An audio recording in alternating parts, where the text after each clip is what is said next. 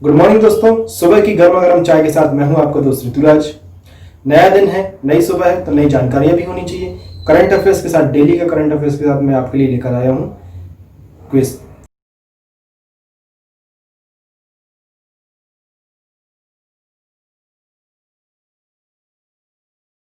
देश और दुनिया के इतिहास में 31 अक्टूबर के दिन क्या प्रमुख घटनाएं हुई थी, एक एक करके हम सारी जानेंगे।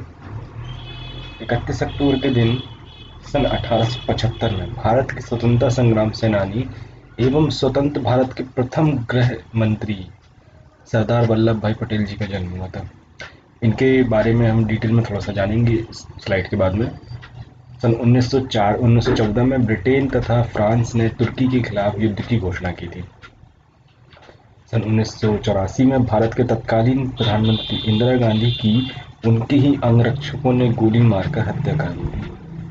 सन 1996 में रासायनिक अस्त्र प्रतिबंध संधि को लागू करने के लिए आवश्यक 65 देशों की मंजूरी मिली थी। इसी दिन एक संधि को लागू किया गया था कि भाई जो रासायनिक शस्त्र हैं उनका हम यूज़ नहीं करेंगे किसी भी प्रकार से। इसको लेकर 65 देशों ने, जो बड़े देश हैं, संपन्न देश हैं, उन्होंने एक समझौता किया था, एक संधि की थी 1996 में 31 अक्टूबर के दिन। सन 2003 में मलेशिया प्रधानमंत्री महाथिर मोहम्मद के 22 साल के लंबे शासन का अंत हुआ था आज ही के दिन। सन 2005 में भारत की प्रसिद्ध लेखिका अमृता प्रीतम का निधन हुआ था।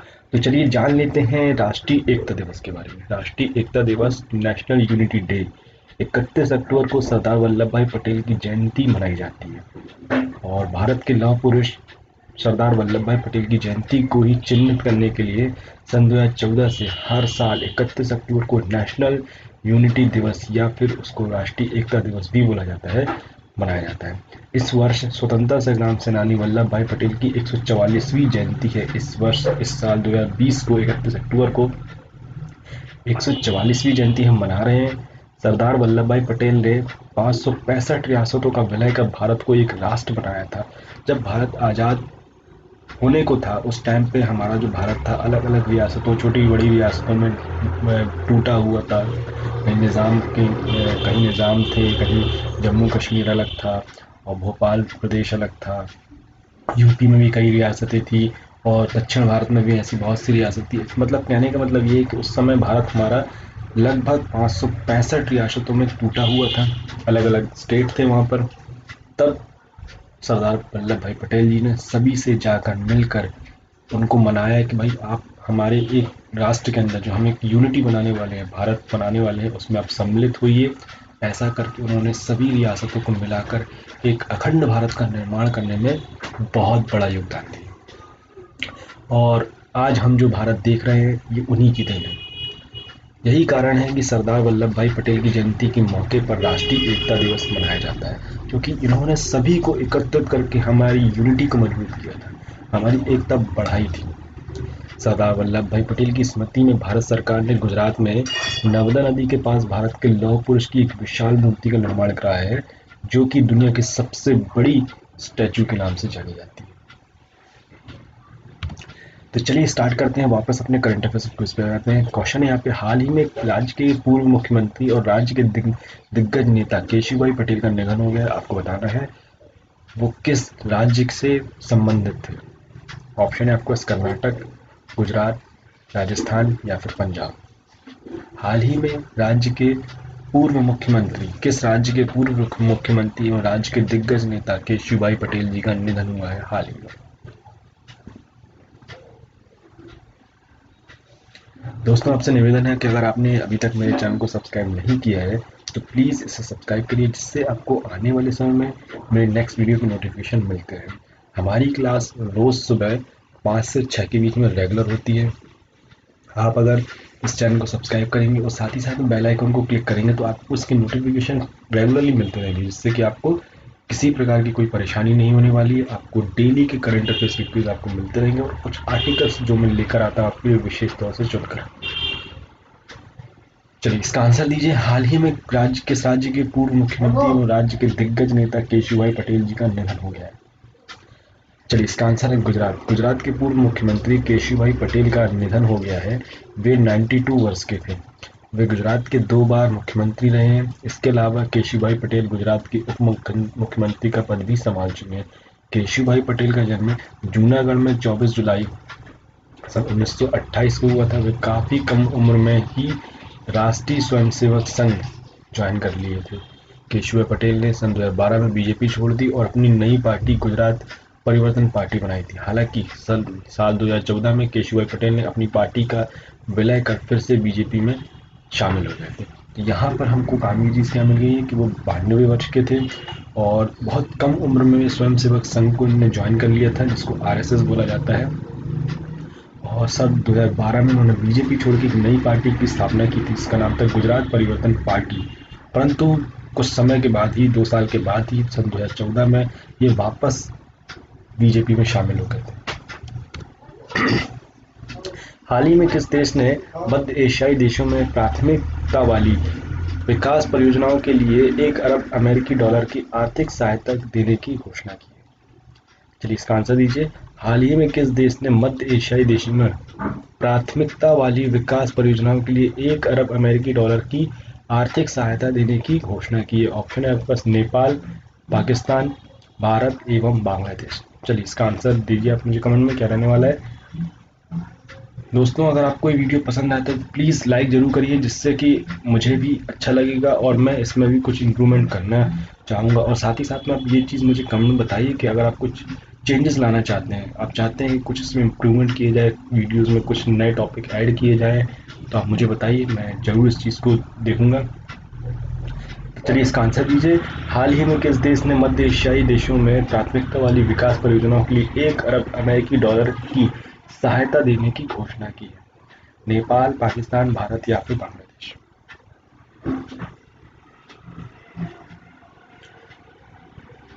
चलिए, इसका आंसर है भारत। भारत ने मध्य एशियाई देशों में प्राथमिकता वाली विकास परियोजनाओं के लिए 1 अरब अमेरिकी डॉलर की आर्थिक सहायता देने की घोषणा की है। भारत ने आतंकवाद और उग्रवाद की आम चुनौतियों का सामना करने सहित संसाधन समृद्ध इस क्षेत्र के साथ सहयोग को और विस्तार देने की भी प्रतिबद्धता जताई है। भारत मध्य एशिया वार्ता की दूसरी बैठक के दौरान भारत द्वारा वित्तीय सहायता की राशि के संबंध में ये घोषणा की गई है। तो यहाँ पे भारत ने 1 अरब अमेरिकी डॉलर की आर्थिक सहायता देने की बात की गई है एशियाई देशों की संघ में। चलिए, आगे बात करेंगे। UN global climate action 2020 award किसने जीता? चलिए, ये बहुत इंपॉर्टेंट है। UN global climate action award 2020 किसने जीता है? ऑप्शन है green peas, Greta Thunberg, national oceanic and atmospheric administration या फिर ग्लोबल हिमालयन एक्सपीडिशंस। चलिए, इसका आंसर आप मुझे दीजिए कमेंट में, क्या रहने वाला है। UN global climate action award 2020 किसने जीता है? ऑप्शन है green peas, Greta Thunberg, national oceanic and atmospheric administration या फिर ग्लोबल हिमालयन एक्सपीडिशन।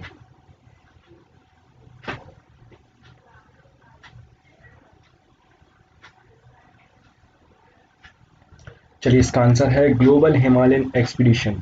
भारतीय संगठन ने पर्यटन और प्रौद्योगिकी का इस्तेमाल दूर दराज के समुदायों को सौर ऊर्जा उपलब्ध कराने वाले कोविड-19 महामारी के बीच भी जलवायु परिवर्तन से मुकाबला करने हेतु संयुक्त राष्ट्र का प्रतिष्ठित पुरस्कार जीता है। ग्लोबल हिमालयन एक्सपीडिशंस GHE इसको बोला जाता है। 2020 के UN global climate action award के विजेताओं में शामिल है। GHE सुदूर समुदायों तक सौर ऊर्जा लाने के लिए पर्यटन एवं प्रौद्योगिकी का उपयोग करने वाली दुनिया का पहला संगठन भी है। तो यहाँ पर भारतीय संगठन GHE, जिसका नाम है शॉर्ट फॉर्म में ग्लोबल हिमालयन एक्सपीडिशंस, इन्होंने UN global climate action award 2020 जीता है। ये किस चीज़ के लिए है? ये लगातार सौर ऊर्जा का उपयोग करते हुए ग्रीन एनर्जी का यूज़ करते हैं और पर्यावरण जलवायु परिवर्तन के लिए ये लगातार अग्रसर है। और इसको देखते हुए कोविड-19 की जो अभी भी महामारी चल रही है, इस समस्या के बावजूद भी इन्होंने अपने लक्ष्य को साथ के रखा और अपने वर्क को करते रहे और साथ ही साथ में इसी वजह से संयुक्त राष्ट्र का ये प्रतिष्ठित पुरस्कार इन्होंने जीता है। किस राज्य सरकार ने बिना परमिट के राज्य में शराब लाने पर प्रतिबंध लगा दिया? चलिए इसका आंसर आप मुझे दीजिए कमेंट में, क्या रहने वाला है? किस राज्य सरकार ने बिना परमिट के अपने राज्य में शराब लाने पर प्रतिबंध लगा दिया है? बिना परमिट के आप उस राज्य में शराब नहीं ले जा सकते हैं। ऑप्शन है आपके पास पंजाब, गुजरात, बिहार या फिर आंध्र प्रदेश। चलिए इसका आंसर दीजिए कमेंट में। किस राज्य सरकार ने बिना परमिट के राज्य में शराब ले जाने पर प्रतिबंध लगा दिया है?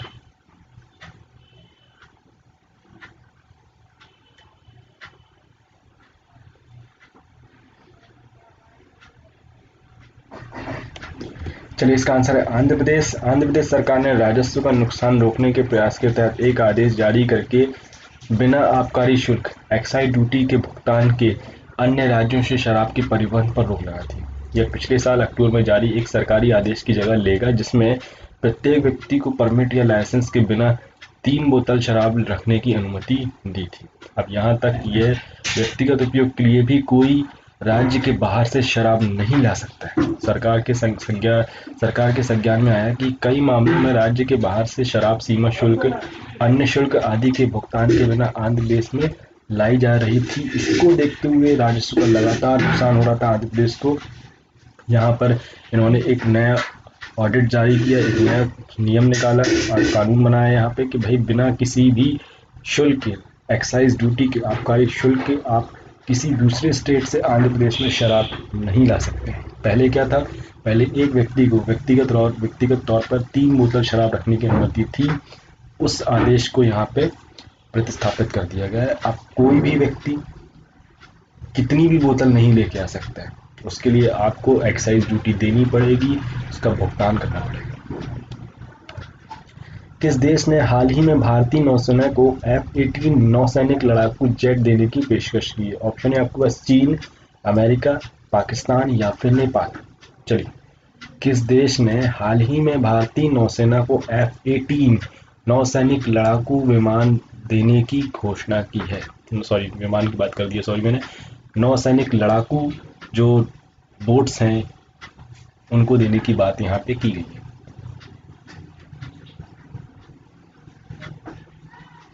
चलिए इसका जवाब दीजिए, क्या रहने वाला है? चलिए इसका आंसर है अमेरिका। अमेरिका ने भारतीय नौसेना को अपने विमान वाहक के लिए लड़ाकू जेट की आवश्यकताओं के लिए F-18 नौसैनिक लड़ाकू जेट देने की पेशकश की है। भारतीय नौसेना ने कुछ साल पहले अपने INS विक्रमादित्य और निर्माणाधीन स्वदेशी एयरक्राफ्ट कैरियर सहित अपने विमान वाहक से संचालन के लिए 57 नौसेना लड़ाकू विमानों के अधिग्रहण में रुचि व्यक्त की थी। तो इसी को देखते हुए अमेरिका ने भारतीय नौसेना को F-18 नौसैनिक लड़ाकू विमान देने की पेशकश की है। किस राज्य ने अंतर्जातीय विवाहों को प्रोत्साहन प्राप्त करने में मदद करने हेतु एक पोर्टल लॉन्च किया है? चलिए इसका आंसर दीजिए। किस राज्य ने अंतर्जातीय विवाह जोड़ों को प्रोत्साहन प्राप्त करने में मदद करने हेतु एक पोर्टल लॉन्च किया है? ऑप्शन है आपके पास पंजाब, बिहार, उड़ीसा या फिर दिल्ली। किस राज्य सरकार ने अंतर्जातीय विवाह जोड़ों को प्रोत्साहन प्राप्त करने में मदद करने हेतु एक पोर्टल लॉन्च किया है?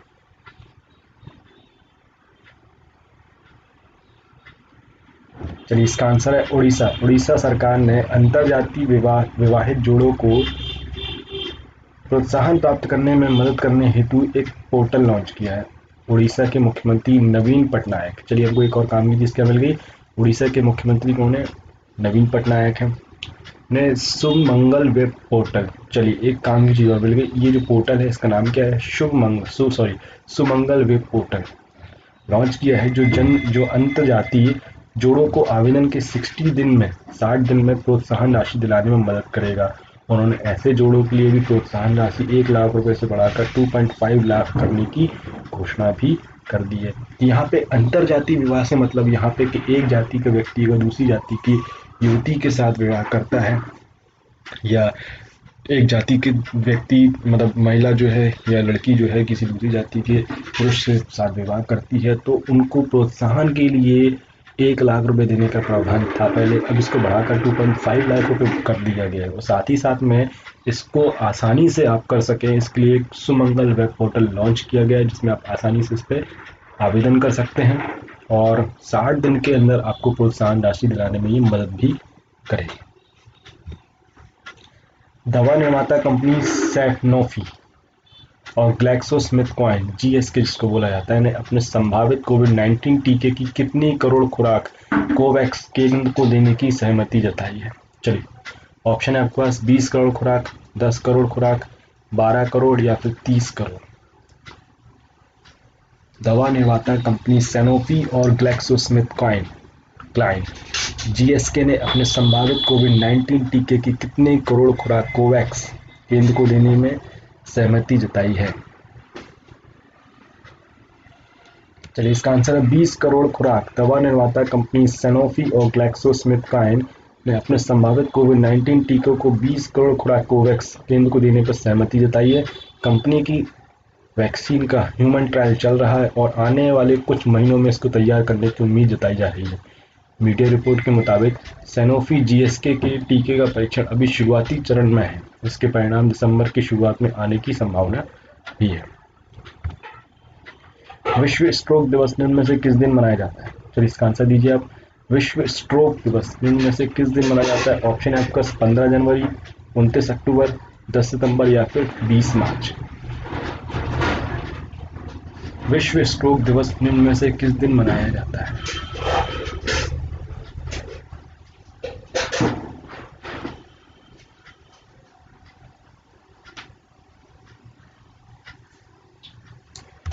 चलिए विश्व स्ट्रोक दिवस जो है वो 29 अक्टूबर के दिन मनाया जाता है। प्रतिवर्ष 29 अक्टूबर को विश्व स्ट्रोक दिवस मनाया जाता है। इसका मुख्य उद्देश्य स्ट्रोक के बारे में जागरूकता फैलाना है। स्ट्रोक मस्तिष्क की धमनियों को प्रभावित करता है। विशेषज्ञों के अनुसार स्ट्रोक मस्तिष्क में रक्त की आपूर्ति की बाधा के कारण होता है। ये ऑक्सीजन और पोषक तत्वों की आपूर्ति में कटौती करता है और जो मस्तिष्क में जो खून के संचार होता है उसमें क्लॉटिंग हो जाती है। इसको स्ट्रोक बोला जाता है। जिससे क्या होता है, अचानक से मस्तिष्क में जो खून की आपूर्ति है वो रुक जाती है, बाधित हो जाती है। इससे ऑक्सीजन नहीं पहुंच पाता है और पोषण तत्व जो नहीं पहुंच पाते।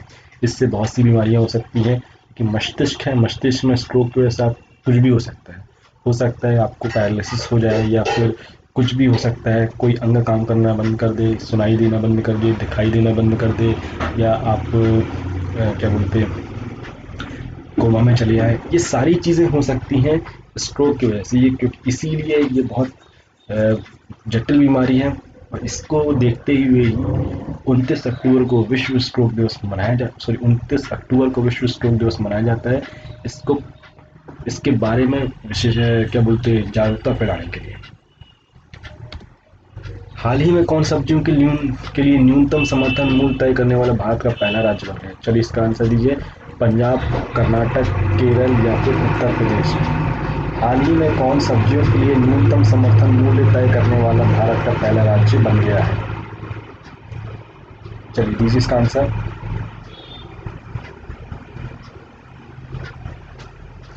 चलिए इसका आंसर है केरल। केरल सरकार ने सब्जियों के लिए न्यूनतम मूल्य तय करने का फैसला किया है।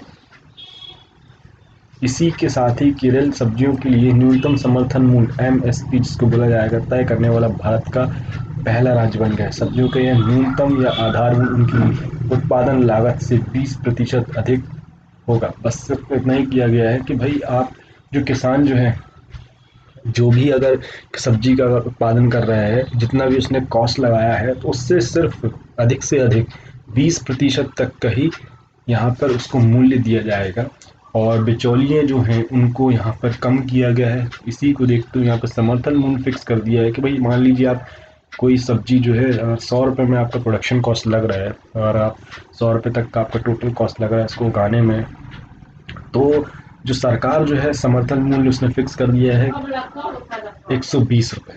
आप 120 रुपये ही आपको इसके लिए दिया जाएगा। ये मैं एक उदाहरण दे रहा हूँ। चलिए आगे बात करेंगे नेक्स्ट क्वेश्चन की तरफ। इनमें से किस वैज्ञानिक को वर्ष 2020 का डॉक्टर तुलसीदास चुग पुरस्कार दिया गया। ऑप्शन है आपके पास डॉक्टर कपिल वर्मा, डॉक्टर नमन देशवाल, डॉक्टर अशोक प्रजापति या फिर डॉक्टर सतीश मिश्रा। इनमें से किस वैज्ञानिक को वर्ष 2020 का डॉक्टर तुलसीदास चुग अवार्ड दिया गया।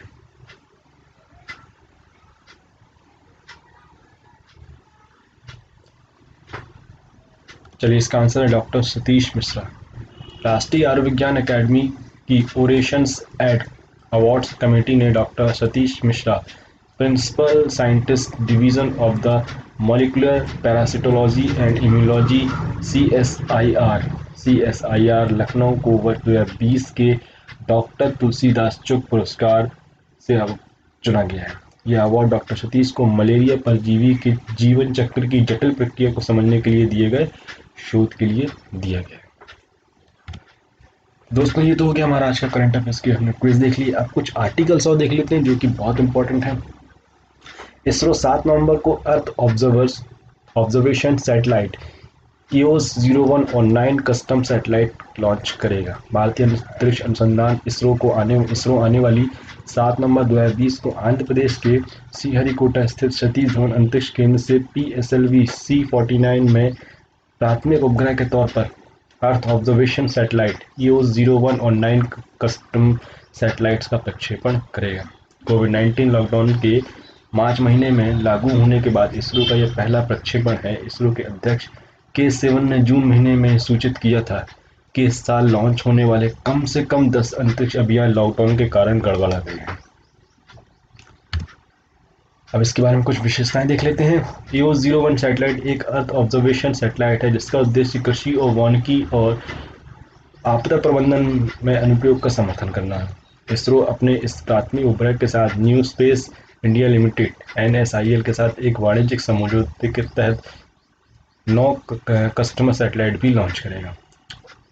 यह इसरो के ध्रुवीय उपग्रह प्रक्षेपण यान का 51वां मिशन होगा। इस लॉन्च के लिए लॉन्च व्यूइंग गैलरी बंद कर दी जाएगी और कोविड-19 महामारी के सख्त मानदंडों के मद्देनजर लॉन्च सेंटर पर मीडिया कर्मियों के लिए कोई व्यवस्था नहीं की जाएगी। इसी को देखते हुए इसका लाइव स्ट्रीमिंग करी जाएगी हमारे ही चैनल पर। आप बने रहिए। 7 नवंबर के दिन में 3:02 से लाइव स्ट्रीम चालू होगी जिसमें मैं आपको लाइव दिखाऊंगा इसरो का ये जो सैटेलाइट है वो लॉन्च होगा, तो आप बने रहिएगा। चलिए आगे बात करते हैं। भारत और बांग्लादेश के बीच एयर बबल समझौते के लिए हवाई सेवा फिर से शुरू कर दी गई है। भारत और बांग्लादेश ने 2 देशों के बीच एयर बबल समझौते के तहत 28 अक्टूबर 2020 को ढाका के लिए 2 उड़ानों के साथ अपनी हवाई सेवाओं को फिर से शुरू कर दिया है। 28 अक्टूबर सन 2020 की सुबह ढाका से कोलकाता और चेन्नई के बीच पहली 2 उड़ानें रवाना हुई। ये उड़ानें US बांग्ला एयरलाइंस द्वारा संचालित की गई थी। इनसे अब दोनों पड़ोसी देशों के बीच यात्रा करने वाले लोगों के लिए हवाई सेवा फिर से शुरू कर दी गई है। इस कदम को विशेष रूप से उन लोगों के लिए समर्थन दिया गया है जिन्हें भारत में चिकित्सा सहायता की आवश्यकता है। तो यहाँ पर मेन उनके लिए ही ये कदम उठाया गया है कि जिनको भारत में चिकित्सा की आवश्यकता है, इलाज कराने के लिए भारत आना है परंतु वो नहीं आ पा रहे थे। इसको देखते हुए 28 अक्टूबर को भारत और बांग्लादेश के बीच एयर बबल समझौते को फिर से चालू कर दिया गया। मुख्य विशेषताएं क्या होने वाली हैं? नागरिक उड्डयन मंत्रालय को धन्यवाद देते हुए उच्चायुक्त विक्रम दोरोस्वामी ने स्वीकार किया कि इन हवाई सेवाओं की बहाली चिकित्सा आवश्यकताओं वाले लोगों के लिए उपयोगी होगी और दोनों राष्ट्रों के लोगों के बीच संपर्क को मजबूत बनाने में मदद करेगी। बांग्लादेश के विदेश मंत्रालय ने यह पहले घोषणा की थी कि बांग्लादेश की 3 एयरलाइंस US बांग्ला एयरलाइंस, विमान बांग्लादेश और नोवेयर भारत के लिए एक सप्ताह में 28 उड़ानें संचालित करेगी। भारत से Vistara, air India, Go Air, SpiceJet और इंडिगो ये 5 हवाई सेवा भारत और बांग्लादेश के बीच में एक सप्ताह में 28 उड़ानें चलाएगी। भारतीय संगठन ने जलवायु परिवर्तन से निपटने के प्रयासों हेतु संयुक्त राष्ट्र से जीता पुरस्कार। भारतीय संगठन ने पर्यटन और प्रौद्योगिकी के इस्तेमाल दूर दराज के समुदायों को सौर ऊर्जा उपलब्ध कराने वाले कोविड-19 महामारी के बीच भी जलवायु परिवर्तन से मुकाबला करने हेतु संयुक्त राष्ट्र का प्रतिष्ठित पुरस्कार जीता। यही जो मैंने आपको स्टार्टिंग में क्विज दिया था, ग्लोबल हिमालय एक्सपीडिशंस GHE जिसको बोला जाता है 2020 के UN global climate action award विजेताओं में शामिल है। GHE सुदूर समुदायों तक सौर ऊर्जा लाने के लिए पर्यटन और प्रौद्योगिकी का इस्तेमाल का उपयोग करने वाले दुनिया का पहला संगठन है। इस वर्ष के United nation global climate action award की घोषणा 27 अक्टूबर 2020 को की गई थी, जिसने दुनिया में जलवायु परिवर्तन को रोकने के लिए हो रहे बेहतरीन कार्यों के प्रति ध्यान आकर्षित किया है। भारत ने मध्य एशिया में विकास परियोजनाओं हेतु $1 अरब की सहायता देने की घोषणा भी की है। भारत ने 28 अक्टूबर 2020 को मध्य एशियाई देशों में प्राथमिकता वाली विकास परियोजनाओं के लिए अब $1 अरब की आर्थिक सहायता देने की घोषणा की है। भारत ने आतंकवाद और उग्रवाद की आम चुनौतियों का सामना करने सहित संसाधन समृद्ध इस क्षेत्र के साथ सहयोग को और विस्तार देने की प्रतिबद्धता भी जताई है। भारत मध्य एशिया वार्ता की दूसरी बैठक के दौरान भारत द्वारा वित्तीय सहायता की राशि के संबंध में घोषणा की गई कि इस दौरान दोनों पक्षों के बीच सहयोग और विस्तार देने और के तौर तरीकों के साथ अन्य प्रमुख चर्चाओं मुद्दों पर भी चर्चा की गई। हमारा क्या आज का करंट अफेयर्स। नेक्स्ट क्लास में हम पढ़ेंगे। कल की क्लास में मैं डेली आपके लिए लेके आने वाला हूँ, डेली हमारी क्लास रहने वाली है। कल हम फिर पढ़ेंगे कल का करंट अफेयर्स और सारी चीज़ों को जानेंगे। आशा करता हूँ आपको ये मेरा वीडियो पसंद आया होगा। अगर पसंद आया है तो लाइक करिए और ज़्यादा से ज़्यादा शेयर करिए, और अगर आपने इस चैनल को सब्सक्राइब नहीं किया है तो प्लीज़ इसे सब्सक्राइब करिए। हमारी क्लास रेगुलर चल रही है, मैथ्स की क्लास भी हमारी रेगुलर चल रही है, साइंस भी चल रही है, सारी क्लासेस हमारी रेगुलर चल रही हैं। Thank you.